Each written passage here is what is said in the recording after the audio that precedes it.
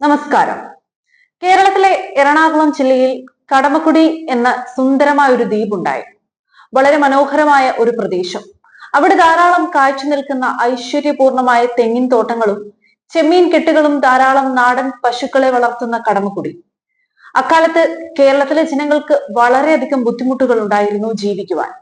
എന്നാൽ കടമക്കുടി പോലെയുള്ള പ്രദേശങ്ങളിൽ ജനങ്ങൾ കൃഷിയും പശു വളർത്തലും മീൻപിടുത്തവും എല്ലാമായി സന്തോഷമായി കഴിഞ്ഞിരുന്നു.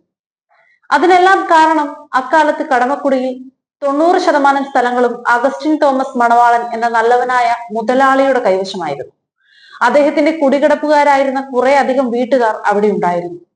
അവരെല്ലാവരും മണവാളൻ ഫാമിലിയുടെ പണിക്കാരായിരുന്നു. ഇപ്പോൾ ബസിലിക്ക പള്ളിയിൽ അള്ളിപ്പിടിച്ചിരിക്കുന്ന വർഗീസ് മണവാളൻ ഒറിജിനൽ മണവാളനല്ല.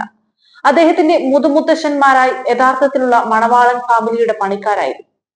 പിൽക്കാലത്ത് ഗവൺമെന്റിന്റെ ഭൂപരിഷ്കരണ നിയമം നടപ്പിലായപ്പോൾ യഥാർത്ഥ മണവാളൻ ഫാമിലി അവരുടെ കീഴിലുണ്ടായിരുന്ന എല്ലാ പണിക്കാർക്കും കടമക്കുടിയിൽ പല സ്ഥലങ്ങളിലുമായി കുടില് കെട്ടാനുള്ള സ്ഥലങ്ങൾ അനുവദിച്ചു കൊടുത്തു.